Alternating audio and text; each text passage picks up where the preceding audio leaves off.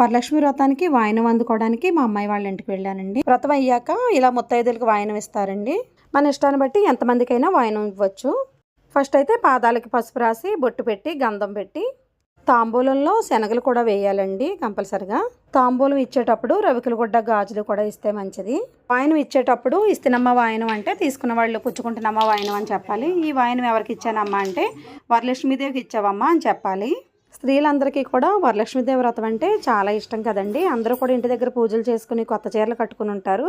ఇలా అందరింటికి వెళ్ళి వాయనాలు తీసుకుంటుంటే సరదాగా ఉంటుంది కదండి.